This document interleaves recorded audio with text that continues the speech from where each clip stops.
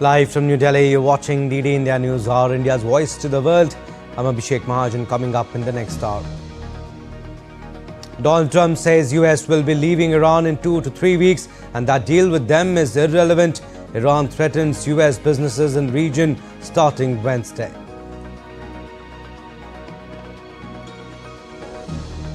India conducts first fully digital census in 2 phases from today. First phase of nationwide exercise begins with self-enumeration. Government appeals citizens to provide accurate information. New Income Tax Act 2025 comes into effect in India from today. ITR ban salary structure set for major revisions. Focus on making tax system more transparent and accountable.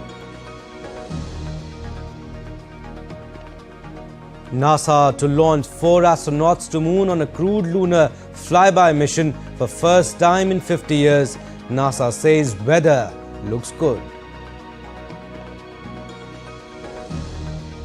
And Italy miss out on World Cup for the 3rd straight time after shootout loss to Bosnia, while Turkey end 24-year drought with a win over Kosovo.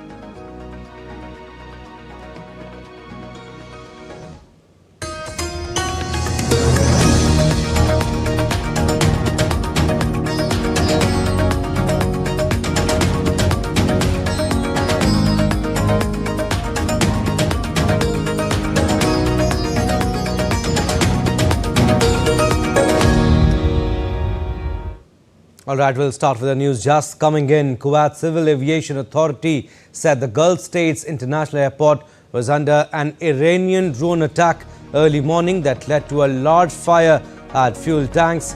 The authorities said the international airport has been subjected to brazen attacks by drones from Iran and the armed factions it supports.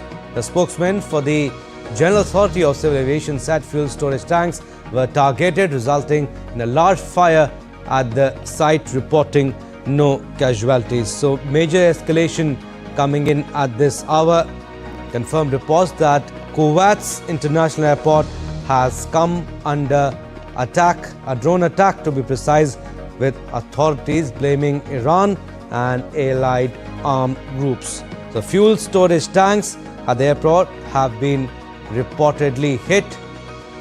It sets ablaze airport fuel tanks, triggering a massive fire at the site. So Kuwait's authorities are calling it a brazen attack, but no reports of casualties. And another major news coming in, that fire has broken out at Bahrain's company facility after Iranian attack. Bahrain's Interior Ministry said that civil defense teams were extinguishing a fire at a company facility following what authorities described as an Iranian attack, adding that relevant authorities were taking necessary measures at the site. No immediate details were provided on the company casualties or the extent of damage. So a fire has broken out at a company facility in Bahrain following what authorities described as an attack linked to Iran. And according to a statement from Bahrain's Interior Ministry, civil defense teams have been rushed to the scene and are currently working to contain and extinguish the fire.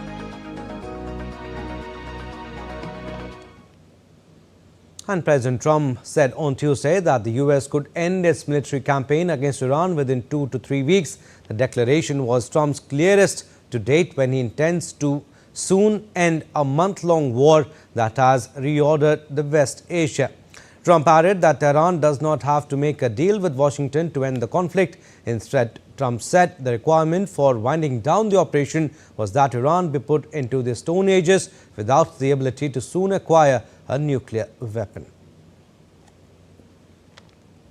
What is the plan to bring them back down? All I have to do is leave Iran, and we'll be doing that very soon. And they'll become tumbling down. And stock prices were up today almost to a record because they know 2 things. Number one, we have a safe country. We had to take a little detour because we had a madman named Khomeini, who sadly is no longer with us. And we had regime change already. We've knocked out one regime, then we knocked out the second regime. I would say that within 2 weeks, maybe 3, we're hitting them very hard. Last night we knocked out tremendous amounts of missile-making facilities, as you probably read or wrote. We knocked out... And US President Donald Trump will deliver a national address at 0100 GMT on Thursday related to the war against Iran.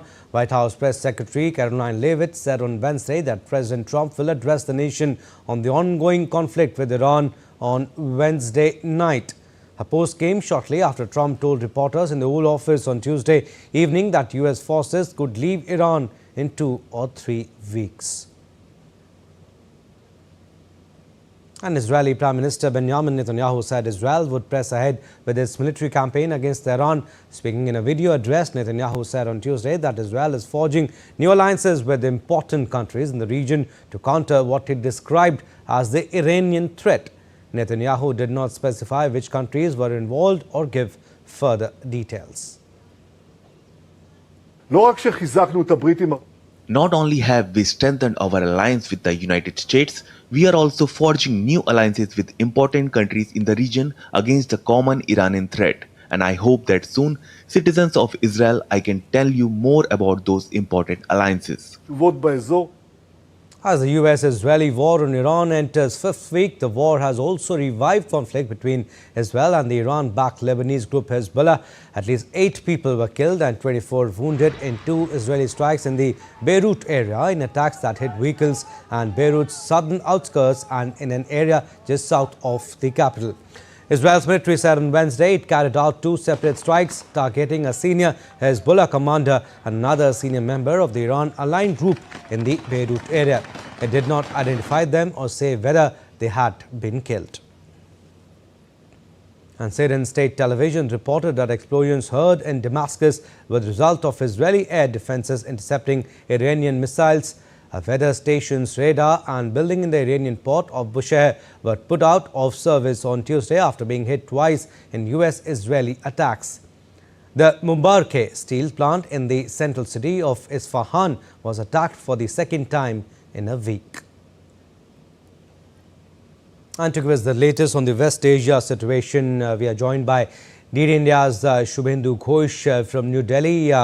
Hi Shubhendu, big statement from Donald Trump. We'll talk about that first. He says US military operations in Iran could end within 2 to 3 weeks and also to address the nation tomorrow. Does this signal the beginning of the end? Hello, Abhishek. It's a big statement indeed, but it, as is the case often with President Donald Trump, leaves more questions than answers. We've seen from the beginning of this Iran war, which has now exceeded the duration of a month, is now in its 5th week, that there are mixed signals coming out of the United States administration led by President Trump. If indeed the war has to end in 2 to 3 weeks, what are the conditions under which the war is going to end? President Trump has also said that Iran doesn't have to make a deal. What happened to a certain negotiation that he said was going on with, in his words again, a reasonable Iranian regime? Also, the initial objectives of the conflict of regime change, of ensuring the nuclear capacity of Iran is completely obliterated, that the missile manufacturing capacity of Iran is completely obliterated. Have those objectives been clearly achieved? Are questions that are left open. Also, questions that are being asked are what happens to Israeli involvement in this conflict? Will the Israel-Iran war continue even if US withdraws? And if US indeed intends to withdraw in just a couple of weeks, what is the objective of landing more and more Marines? There's some 57,000 American troops. Now the strength has increased highest since the past couple of decades, since 2003. So in that sense, mixed signals about what President Trump seeks to achieve and what America is doing on the ground. So that trend really continues. And bigger questions also about the manner in which what happens to the Strait of Hormuz. It appears, again, referring to a statement, President Trump appears to be washing his hands of the American responsibility vis-a-vis the Strait of Hormuz. It is said that now nations who need oil from the Strait of Hormuz must come and get it with their own capacity. America, I mean, to put it in context, America happens to be the world's biggest oil producer. It does not directly need, as it were, oil and energy supplies from the Strait of Hormuz. It produces its own as compared to other nations in the world. But that does not really make American economy immune to the global energy crisis. If you look at the price of fuel in America, gasoline for common people, it has risen from $2.98 per gallon to about over $4 per gallon, which is about 30% rise in just these a few weeks of the conflict. So in that sense, experts also say that even if the conflict was to end in a couple of weeks, the energy crisis is not going to go away in a short period. That's not how energy prices work. So more questions than answers. We'll have to wait and watch, of course, what President Trump has to say in his address to the nation later tonight. But what's the situation on the ground, Shubhendu? Israel forging new allies. We heard Netanyahu saying that Trump signals exit, and we are still seeing active airstrikes and explosions despite talk of a possible US exit. That's right, Abhishek. Pretty much the conflict status quo, as it were, the fighting strikes, missile and drone strikes from both sides continue as usual. Just a day ago, we saw those bunker buster bombs being dropped in Isfahan and also Farrukhshah in Iran, targeting what the Americans say were a major weapons depot underground, and also a pharmaceutical plant, according to the Iranians. Also, the Gulf nations continue to bear the brunt of Iranian strikes. In the beginning of the show, you mentioned the latest about Bahrain, about Kuwait. Airport has been closed for many days now. Kuwait airport has been under constant bombardment by Iran. Bahrain, the sirens have been going on, emergency sirens indicating incoming missile or drone attack. Also, Saudi Arabia said that they had intercepted a couple of drones. So in that sense, fighting really continues in Lebanon as well, where another major humanitarian crisis is unfolding parallel to what is going on in the Iran conflict. In southern Lebanon in particular, Israel seeks to create a sort of buffer zone to the Litani River. People in southern Lebanon fear that it could mean long-term Israeli occupation of the region. So in that sense, the conflict really continues with that momentum that it had started with. And what the American president appears to be saying, that in a couple of weeks, the US could exit the conflict. But that doesn't say much about if the conflict would end in a couple of weeks. But we want to understand from you, Shubhendu, could we see other regional actors also stepping in if direct US involvement reduces? Like Trump also signals, conflict could resurface in another form, proxies maybe? There are a host of possibilities that exist, Abhishek. If the United States were to exit this conflict at this point in time, say in a couple of weeks, it would really problematize the power equation in the region. The Gulf nations, who hitherto have been depending on the American strikes, American leadership, to check Iranian drone and missile strikes, they will be left to fend on their own. Are they going to join hands with Israel? Many of these countries are not exactly allies of Israel, but they face a common challenge from Iran, at least in this conflict at present. Who are the allies that Israel is talking about, that it is in talks with? We've already seen Iran's proxies such as Hezbollah playing an active role in fighting with Israel in Lebanon, from Lebanon in particular. Houthis have also jumped into the conflict. So it'll be only time can tell, really, Abhishek, the manner in which this conflict will change shape and color if United States were to exit from this conflict. But then again, one comes back to that initial question: why did this conflict start if the objectives that President Trump initially had have not been conclusively achieved? So in that sense, what President Trump says later tonight, what Israeli Prime Minister gives details about who are the allies that are going to take forward the conflict, I think the answers would lie in there. Yeah, things are still unclear. All right, Shubhendu, we'll leave it at that. Thank you for those updates. Moving on, Pope Leo urged US President Donald Trump on Tuesday to end the expanding regional conflict in West Asia. Talking to media before leaving for Vatican, Pope Leo said he hoped that US President Donald Trump was looking to end the war in West Asia. The Pope is preparing to celebrate Easter for the first time as pontiff on Sunday. I'm told that President Trump recently stated that he would like to end the war. Hopefully he's looking for an off-ramp. Hopefully he's looking for a way to decrease the amount of violence, of bombing, which would be a significant contribution to removing the hatred that's being created and this increasing constantly in the Middle East and elsewhere. So I would certainly continue to give this call to all leaders of the world to say, come back to the table to dialogue. Let's look for solutions to problems. Let's look for ways to reduce the amount of violence that we're promoting. And the peace, especially at Easter, might reign in our country. All right, still to come on this edition of DD India News Hour. First oil in months, Russian tanker's arrival offers brief respite to crisis hit Cuba, vows to prioritize hospitals' power generation. US President Donald Trump speaks out against birthright citizenship ahead of a key US Supreme Court hearing.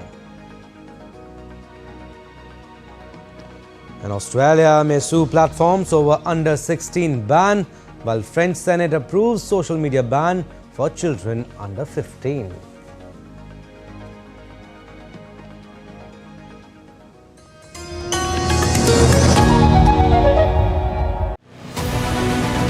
This week on Defence Dynamics, India fast-tracks military modernization with a massive 2.38 lakh crore rupees defence push. In the air, MiG-29 upgrades with advanced short-range air-to-air missiles, sharpening close combat capability. On the ground, Prasar light machine guns boost infantry firepower and mobility. Catch the full analysis this Wednesday at 8 p.m. IST only on DD India.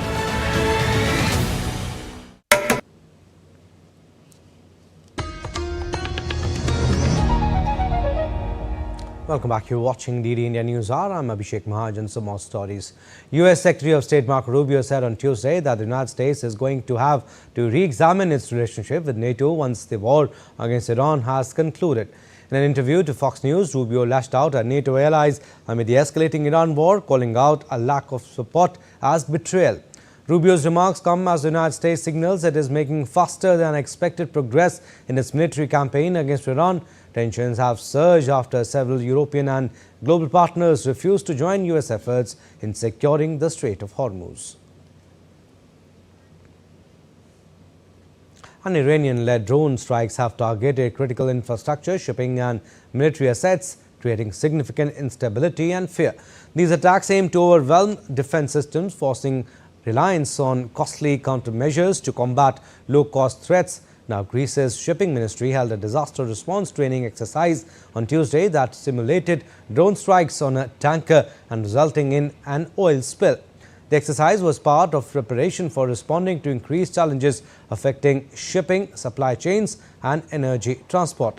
Greece is a dominant force in global shipping, controlling one of the world's largest merchant fleets. A handful of Greek shipowners have sent crude oil and dry bulk tankers through the strait during the war, risking destruction from mines, missiles and drones.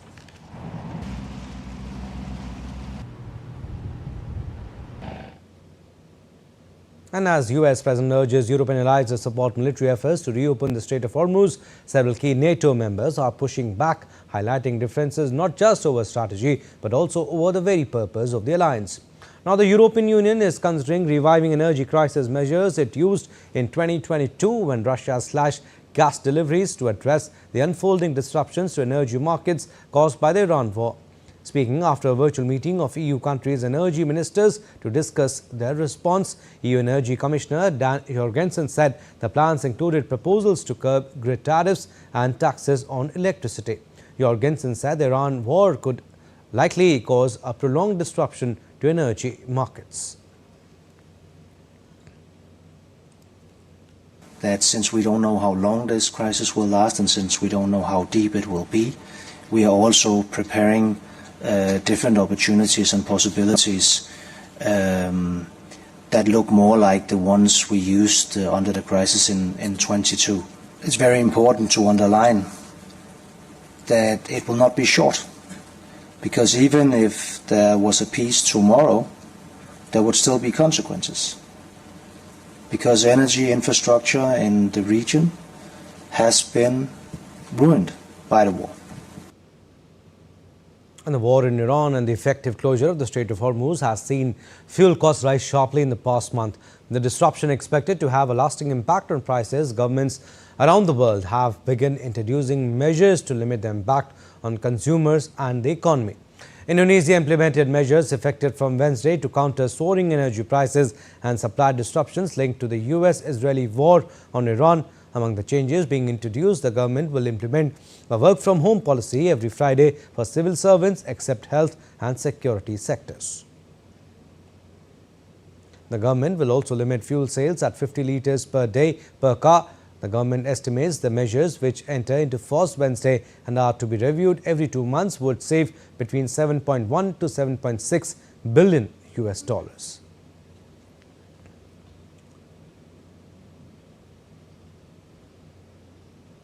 Meanwhile, Korean Air also activated extraordinary emergency management measures as fuel prices soar globally. Korean Air enforced the internal cost reduction measures from April to manage its finances to ensure the airline's stability. Jet fuel prices have skyrocketed over 50% since February 2026, currently hovering around 450 cents per gallon. And EU Foreign Policy Chief Kaja Kallas said Europe and Ukraine were united in confronting what she described as a shared drone threat from Iran and Russia. Linking Moscow's use of Iranian-designed drones in Ukraine to instability spreading from West Asia, Kallas said the conflicts were interconnected. She was addressing a meeting of Ukrainian officials and EU foreign ministers in Kiev. Take a listen. And the new war has captured Middle East. Both wars are very much interlinked. Iran designed the drones that Russia is using against you and is mass producing now. Both Russia and Iran use them to attack their neighbors. In the face of this, we stand together. And Volodymyr Zelensky likened Iranian pressure on shipping through the Strait of Hormuz to Russia's blockade of Ukraine's Black Sea ports in 2022. The Strait of Hormuz is in the situation much like the Black Sea when Russia blocked our shipping, you remember, in 2022. Yes, Iranian drones and missiles hit neighboring countries just as Russian drones and ballistic missiles hit Ukraine. Modern war is impossible without drones, and most strikes on the front in Ukraine are carried out by drones of many types. And in reference to leaked audio purported to be a phone call between Hungary's and Russia's foreign ministers, Kaja Kallas said European ministers should work for Europe, not Russia. The recording published on Tuesday purports to capture an August 2024 phone call days before an election that could determine whether Hungary sticks to its pro-Moscow course. Now, a roadside explosion appears to have struck the convoy of 2 Indonesian peacekeepers killed in southern Lebanon. The UN peacekeeping chief said that during the Security Council meeting on Tuesday, citing initial findings of an investigation, the 2 peacekeepers with the UNIFIL force were killed on Monday near Bani Hayan in South Lebanon, and 2 other soldiers were wounded. Another Indonesian soldier was killed overnight Sunday into Monday when a projectile exploded near one of the group's positions. Israel's UN ambassador has blamed the deaths of 3 peacekeepers on Hezbollah, while UN Secretary General and Indonesia's UN ambassador condemned the attacks in the strongest terms. Antonio Guterres said that such attacks were grave violations of international humanitarian law and may amount to war crimes.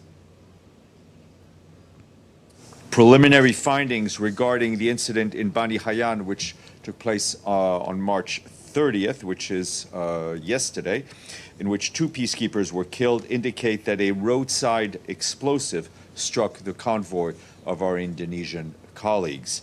We reiterate our strong condemnation of that incident that led to the killing of the peacekeepers. And Russia's Anatoly Kolotkin vessel recently docked at Cuba's Matanzas Bay, offering the first significant oil shipment to the island in 3 months. Cuban authorities said it will channel its recent Russian fuel delivery towards hospitals and power generation. The announcement comes after months of punishing blackouts that have left millions of Cubans without electricity for hours. The arrival of the Anatoly Kolotkin, a sanctioned Russian-flagged vessel carrying some 700,000 barrels of Russian Urals crude, offers a measure of relief. The US said it allowed the delivery on humanitarian grounds. Now, President Donald Trump signed an executive order on Tuesday aimed at tightening mail-in voting rules nationwide that would direct his administration to create a list of confirmed US citizens eligible to vote in each state. The order would also require absentee ballots to be sent only to voters on each state's approved mail-in ballot list and mandate secured ballot envelopes with unique tracking barcodes. Any move to force changes in systems is likely to face immediate legal challenges. Trump has previously used executive action to direct federal agencies to help states verify voter citizenship and sought to bar states from counting mail ballots received after Election Day. And US President Trump has spoken out against birthright citizenship ahead of a key US Supreme Court hearing on the legality of his executive order to restrict the policy. The court is set to hear arguments on Trump's order issued in January 2025, which seeks to deny automatic citizenship to children born in the United States if neither parent is a citizen or legal permanent resident. Trump will personally attend the oral arguments in his bid to end the long-standing policy of birthright citizenship in an extraordinary move that may be without historical precedent. The administration argues the move would curb illegal immigration and so-called birth tourism, while critics say it violates the Constitution and targets immigrant communities. The case could have far-reaching implications for a principle in place since 1898. The much-awaited Artemis 2 mission by NASA is set to mark a historic return to deep space with liftoff scheduled for April 1st. This marks NASA's first crewed mission beyond low Earth orbit in more than 50 years since Apollo 17 in 1972. The mission will not land on the moon, but it will take the crew farther into deep space than any humans have traveled since Apollo, testing life support systems, navigation, and human endurance beyond low Earth orbit. Astronauts will be on a 10-day journey around the moon and back to Earth. The mission is designed as a deep space test flight for future lunar landings under Artemis 3. Artemis 2 is scheduled to launch at 6:24 p.m. Eastern Time on Wednesday, that is 3:24 a.m. in Indian Standard Time on Thursday. The launch window is scheduled to remain open for 2 hours, giving the mission team enough time in case of slight delays. If the launch does not take place on April 1st, there are other launch windows available until April 6th. And Australia has warned it could take social media companies to court over alleged violations of its under-16 ban as regulators step up enforcement of the new law. The country's e-safety commissioner is investigating major platforms including Meta's Facebook and Instagram, Google's YouTube, Snapchat and TikTok for possible non-compliance. Under the law, companies must take reasonable steps to block underage users or face fines of up to 49.5 million Australian dollars per breach. The move is being closely watched globally as governments consider similar measures to protect children online.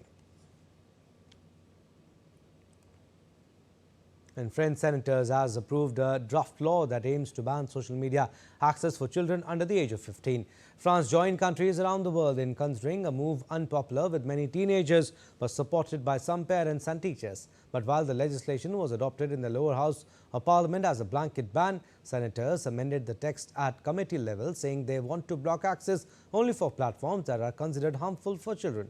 Others could be accessed with parental approval. The list of harmful social media would be defined later by decree. The Senate's approval means there could be a back and forth between the two chambers, although the lower house has the final word. Still to come on this edition of DD India News Hour. Budget session of India's Parliament in final stages. Will get you updates on the proceedings. Bharat Petroleum's Bharat Gas promotes its 5 kg mini cylinder as a convenient solution for migrant workers and small food entrepreneurs.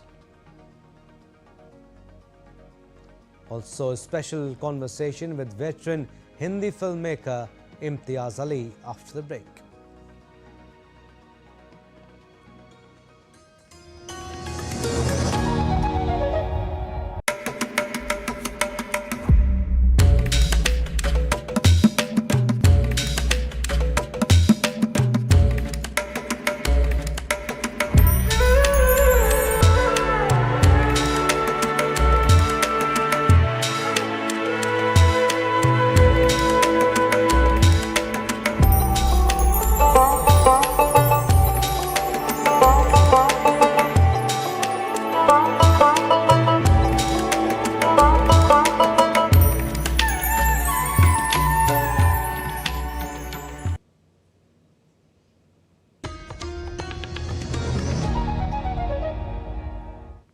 Welcome back. You're watching the India News Hour. I'm Abhishek Mahajan. Recap of our top stories. Donald Trump says US will be leaving Iran in 2 to 3 weeks and that deal with them is irrelevant. Iran threatens US businesses in region starting Wednesday. India conducts first fully digital census in 2 phases from today. First phase of nationwide exercise begins with self-enumeration. Government appeals citizens to provide accurate information. New Income Tax Act 2025 comes into effect in India from today. ITR, PAN, salary structure set for major revisions focus on making tax system more transparent and accountable. NASA to launch 4 astronauts to moon on a crewed lunar flyby mission for first time in 50 years. NASA says weather looks good. And Italy miss out on World Cup for 3rd straight time after shootout loss to Bosnia, while Turkey end 24-year drought with win over Kosovo.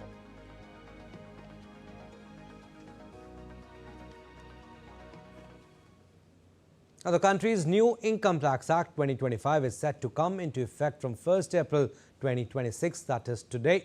This new law will replace the nearly 60-year-old Income Tax Act. It focuses on making the tax system simpler, more transparent and accountable.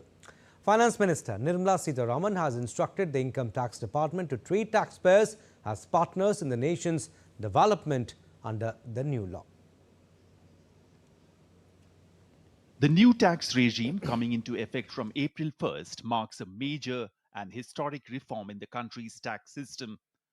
The primary objective of this change is to simplify the tax structure, reduce the compliance burden on taxpayers, and ensure greater transparency. Millions of taxpayers, especially the middle class, are expected to benefit directly from this new system. One of its biggest features is simplicity and clarity. Earlier, taxpayers had to submit proof of investments and expenses under various sections, such as ATC and ATD. Now, most exemptions have been limited, making the tax filing process easier and reducing complex paperwork. Finance Minister Nirmala Sitharaman has stated that the new law provides significant relief to taxpayers. Income Tax Appellate Tribunal earlier had monetary limit of 50 lakh. The present monetary limit is 60 lakh. High Court, earlier it was 1 crore and now High Court has 2 crores. So we've enhanced the limit. Supreme Court had earlier 2 crores and now it's 5 crores. Another key aspect of the new system is a digital and faceless tax regime. Processes such as income tax return filing, assessment and refunds will now be completely online and faceless. This will not only save time but also increase transparency and reduce the chances of corruption. Faster refunds and reduced scrutiny will directly benefit the honest taxpayers. The number of sections in the new Income Tax Act has been reduced from 819 to 536. The word count in the income tax law has been reduced from 5.2 lakh to 2.6 lakh. The existing Income Tax Rules 1962 had a total of 511 rules and 399 forms. Under the new law, these have been reduced to just 333 rules and 190 forms. The Finance Minister has also directed that all efforts be made to spread awareness about the new law and that taxpayers should be viewed as contributors to nation building. you're not just tax collectors. You're the face of the government's relationship with the taxpayer. Since you're the face of the government's relationship with the taxpayer, this new law gives you a clearer and leaner framework to make it simple, to make it simpler for people who want to understand it better. In August 2025, the Finance Minister introduced the new Income Tax Act in Parliament, after which it was referred to a select committee. The 47-member committee, led by MP Baijanta Panda, incorporated 196 recommendations into the new law. Overall, the new tax system coming into effect from April 1st is being seen as less complex, more transparent, and digital-friendly framework. It is not only a major step towards easing the burden on taxpayers, but also signals a positive shift in the country's tax culture. Bureau Report, DD India. With the start of the new financial year today, a set of other key reforms will come into force. All digital payment transactions in the country will be required to meet the norms of two-factor authentication from today, as directed by the Reserve Bank of India. The revised FASTag annual pass fee for the financial year 2026-27 will also be enforced from today. The revised rules for applying or updating a permanent account number, PAN card, will also come into effect from today.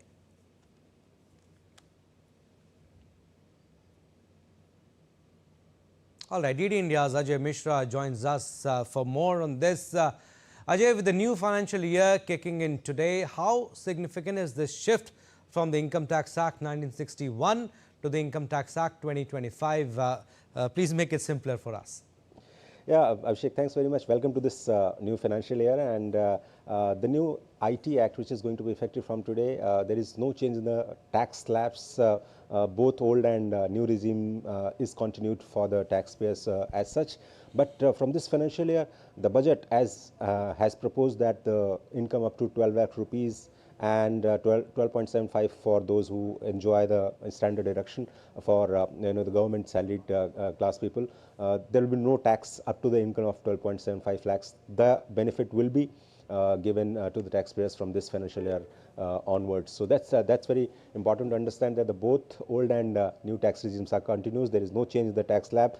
Just to make simpler, the IT rules has been changed. The income tax law has been changed. It has become more simpler for you and me. The language has been changed so that there is no problem in interpretation of the law. And government wants that less and less litigation should go to the court as far as the tax matters are concerned. And it's a clear message from the government side as well as from the finance ministry that the government will go to each state, to the district, to the talukas and block level to make people understand about the changes in the new rules. Almost 300 workshops have been arranged in the next financial year to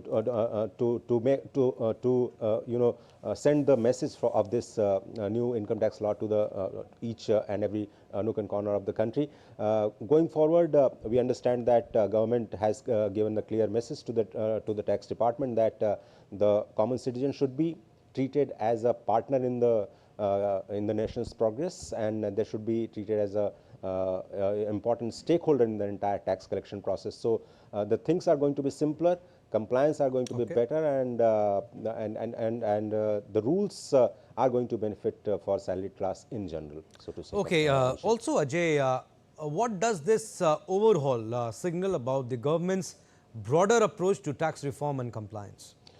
I think the reforms both on the direct tax side as well as the indirect tax side simply means that they want to make the compliance easier for the taxpayers going forward. Professionals, also the tax professionals which are involved in the tax practices, they should also feel that the language is simpler. They should not complicate the matter, and the litigation spending in the different tribunals and courts should not complicate the tax ecosystem. The clear message and the endeavor of the government is to simplify the process, simplify the language of the tax laws, and that's why these changes has been made. There's a wide consultations with the tax authorities, with the tax department as well as the tax professionals all over the country, and after that this new direct tax reforms has been kicked in. All the professionals have been told that they are ready to adopt these changes in the new financial year and educate their clients so as to how to go for the tax saving, how to go for managing their finances going forward, and this simplicity is going to benefit for the taxpayers in a very positive manner. And government also expect that this simplified tax structure will also lead to more collection and contribution to the development of the country in general. All right, Ajay, we'll leave it at that. Thank you for simplifying it for us also. Thank you. Moving on, the first phase of the census process has commenced in the country on Wednesday. It is regarded as the world's largest administrative and statistical exercise. This time, the census is being conducted in a completely digital manner, and for the first time, citizens have also been provided with the option of self-enumeration. How exactly will this entire process unfold and what makes it unique? Watch this report by our correspondent Devanshu Malhotra. The census process has officially begun in the country from Wednesday. It's considered the largest administrative and statistical undertaking globally. This time, the census will be completed in 2 phases, during which information regarding every household and every individual in the country will be recorded. The Government of India has sanctioned a budget of 11,718.24 crore Indian rupees for Census 2027. It's the world's largest census in 2 phases. The first phase begins from the 1st of April. The census will entirely be online for the first time. The option of self-enumeration has also been provided for the first time. Citizens can register their details through an online portal prior to the door-to-door survey. Enumerators will collect the data using a dedicated mobile app and smartphones. Special digital security protocols have been implemented to ensure data security. Over 3 million officials are to be involved, including enumerators and supervisors. Now let's understand how the census process will be completed in 2 phases. Phase 1 will see house listing and housing census. It will be on from the 1st of April to the 30th of September this year. There's a 30-day timeline for states and union territories. Self-enumeration is for a period of 15 days. Data collection on housing condition, amenities, and household assets will be carried out. Phase 2 is about population enumeration. The second phase will be conducted in February 2027. It will be in September 2026 for Ladakh, Jammu and Kashmir, Uttarakhand, and Himachal Pradesh. Caste enumeration will be carried out according to the CCPA's decision. And data collection on demographic, socio-economic, education, migration, fertility, and related details will be carried out. The census data plays a pivotal role in the formulation of the country's policies and schemes. It's on the basis of this data that schemes related to education, health, employment, and basic amenities are designed, and resources are allocated effectively. The government has appealed to citizens to provide accurate and complete information during the census so that national development plans can be formulated more effectively. Devanshu Malhotra's report, DD India. Parliament now. This year's budget session of Parliament has now reached its final stage. Looking at the legislative work in the last week of the second part of the budget session in the Lok Sabha or the lower house, Union Minister Jitin Prasad will table the Public Trust Provisions Amendment Bill 2026 for consideration and passage. Besides, Home Minister Amit Shah will table the Foreign Contribution Regulation Amendment Bill 2026 for consideration and passing. While in the Rajya Sabha or the upper house, discussion on the Central Armed Police Forces General Administration Bill will proceed and the government will move for its passage. The Insolvency and Bankruptcy Code Amendment Bill 2026 is also listed for consideration and passing. Now, Indian public sector oil and gas company Bharat Petroleum's Bharat Gas is promoting its 5-kilogram mini cylinder as a convenient solution for migrant workers and small food entrepreneurs supporting livelihoods on the move.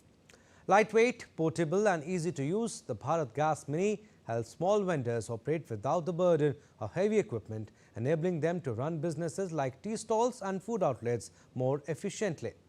The initiative aims to provide greater flexibility and accessibility, helping entrepreneurs sustain and grow their livelihoods anywhere.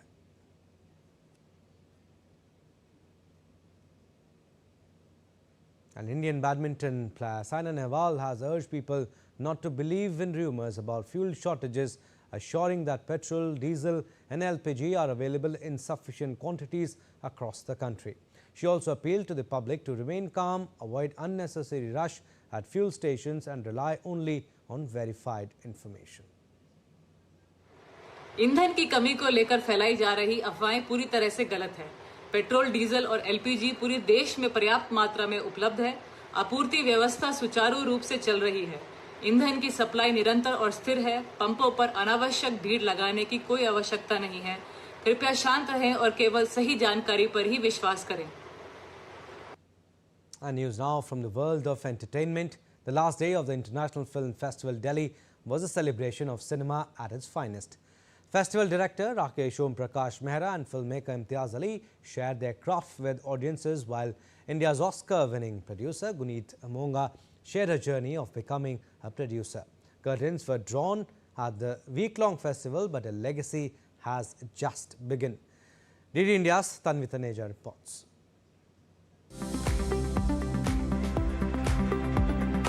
With awards recognizing cinematic excellence across categories and unforgettable performances lighting up the stage in the Night of Honor,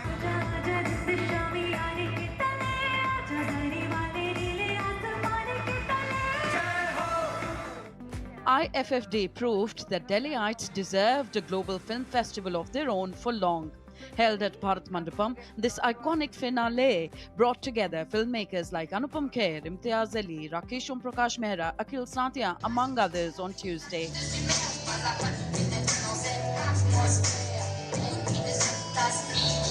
ये भारत मंडपम जैसे एक बहुत ही बड़े venue में ये वाला festival हो रहा है, तो मैं सबको मुबारकबाद देना चाहता हूँ जिन लोगों ने ये फेस्टिवल बनाया है, और उस कमेटी को, राकेश को मुबारकबाद देना चाहता हूँ कि ये पहला एडिशन आप लोगों ने किया international film festival of Delhi का, and I am looking forward to more editions of this now. India's Oscar-winning producer Guneet Monga shared her journey of becoming a producer. Even to go to Bombay, be rent, I used to share a gadda with like 4 other, girls, and us tarah Bombay gaye. Veteran actor Anupam Kher attended the screening of his film Tanvi the Great with the actor and the writer of the film.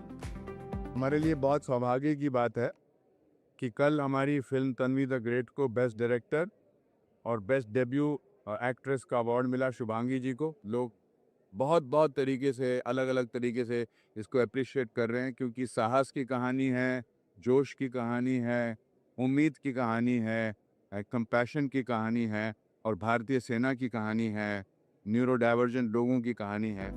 Elsewhere, Ideabuzz Pitch Festival gave a chance to startups to showcase their ideas to industry veterans.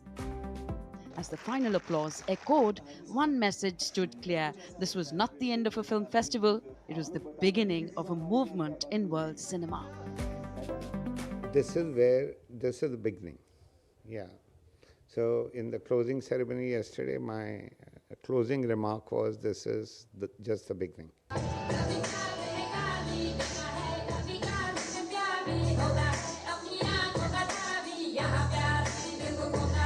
The last day of International Film Festival Delhi saw veteran filmmakers Imtiaz Ali and Rakesh Prakash Mehra engage in a heart-to-heart conversation. Last few days have brought global cinema on the screens of Bharat Mandapam here in New Delhi. With camera person Lalit, this is Tanvi Taneja for DD India. And veteran Hindi filmmaker Imtiaz Ali was all praises for Delhi as it hosted its maiden Global International Film Festival with great success. The filmmaker, in conversation with DD India's Tanvi Taneja, informed that he had no acting ambitions for now. Joining me on the red carpet is a phenomenal filmmaker, Imtiaz Ali. He has got a fan following which I haven't seen in the last 5 days. Imtiaz, people are mad to see you get clicked with you. How does it feel at IFFD? That's only because you are with me. That's why they're taking pictures with me. Case, yes. I'm telling you, this is not how I came here some time back. Nobody was here. Now that you are here, everybody has come to click pictures. Okay, Imtiaz, Delhi, you have shot extensively in Delhi. Delhi has got really scenic places, and last year, a few years or so, more interesting places have come up, new structures. Does it open more doors of shooting here? By the way, we had Delhi film policy where subsidies were announced to enhance cinematic tourism. Your views on that? Well, as I say often, Delhi is the most cinematic city in this country, and I'm happy that there is this film festival. And the story of Delhi for me is definitely long from over. There are so many places that I would like to go and discover and shoot. There are so many stories that are still coming from Delhi and deserve to be told in cinema, perhaps in Delhi as well. There are so many things that I have seen over here, and also the presence of various eras in the same frame, which is very magnificent for me. I hope that I continue my record of making films in Delhi forever. Rakesh was mentioning he wants to, have you as an actor. Well, well, Rakesh ji ko kaun actor mana karega, but I don't have ambition of being an actor. I'm happy to be a director. Thank you so much for speaking to DD India. With camera person Sunny Kalra, this is Tanvi Taneja for DD India. From entertainment to business updates now, stocks and bonds rallied and the dollar wallowed at the start of the Asian trading session on Wednesday on hopes of a de-escalation in the Iran conflict, while significantly better than expected economic data for March propelled a rebound in Korean and Japanese shares. MSCI's broadest index of Asia-Pacific shares outside Japan was up 2.7%, snapping a 4-day losing streak as South Korea's Kospi surged as much as 5.5%. The Nikkei 225 also jumped 3.9% at one point after U.S. President Donald Trump said the United States could end its military attacks on Iran within 2 to 3 weeks. Stocks on Wall Street soared on Tuesday as traders bet on the potential off-ramp to the war, sending the S&P 500 2.9% higher, though oil markets were more subdued as trading resumed in Asia. Brent crude futures moved 1.1% higher to $105.16 a barrel to retrace some of the previous day's decline.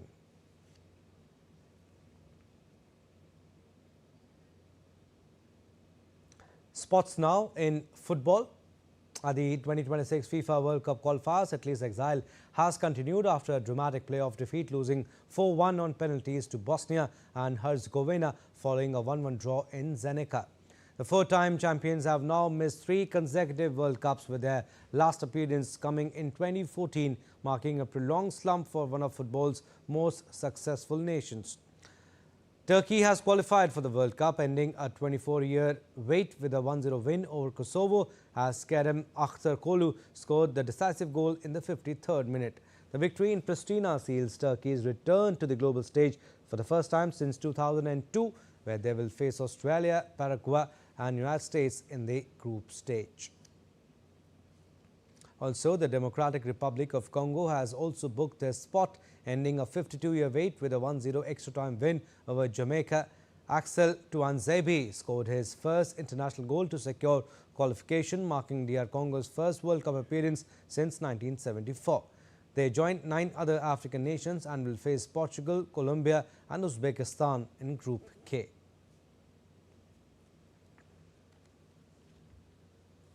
And it was on this day in 1973, India launched Project Tiger, a conservation initiative that has today made the country home to the largest population of wild tigers in the world.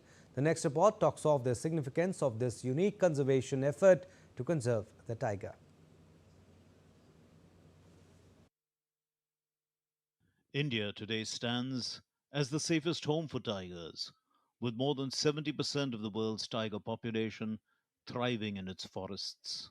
This achievement reflects decades of sustained conservation efforts that began with Project Tiger, transforming a story of decline into one of recovery and global leadership. Launched on April 1, 1973 at the Jim Corbett Tiger Reserve, Project Tiger was introduced at a time when the country's tiger population was witnessing a sharp decline due to hunting, poaching, and habitat loss. Backed by the Wildlife Protection Act of 1972, the program aimed to provide a structured and scientific approach to conservation. From its initial phase of 9 tiger reserves, the program has expanded significantly with 58 reserves now spread across 18 states. The establishment of the National Tiger Conservation Authority in 2006 further strengthened implementation through policy support, monitoring mechanisms, and coordination with state governments. India's tiger population has shown a steady rise over the years. Starting from 1,411 in 2006, the base year of estimation, increasing to 1,706 in 2010, and further to 2,226 in 2014, reflecting consistent conservation gains. The numbers rose to 2,967 in 2018, marking a significant growth phase, with the latest estimates now crossing 3,682, the highest ever recorded. India today holds over 70% of the world's wild tiger population. This growth has been driven by sustained anti poaching efforts, habitat improvement, and relocation from critical habitats, supported by enhanced monitoring through systems like monitoring system for tigers, intensive protection and ecological status for monitoring, along with the use of drones, camera traps, and artificial intelligence based data analysis for better tracking and protection. Despite these achievements, challenges such as human wildlife conflict, habitat fragmentation, and illegal wildlife trade continue to pose risks. As Project Tiger completes over 5 decades, the focus remains on sustaining conservation gains through initiatives like Amrit Kal Vision for Tiger Conservation, ensuring long term ecological balance. Bureau Report, DD India. And that's all for this edition of DD India News Hour. We'll be back with more news as it breaks here on DD India. I'm Abhishek Mahajan from All of us here in Delhi. Thanks for watching DD India News Hour.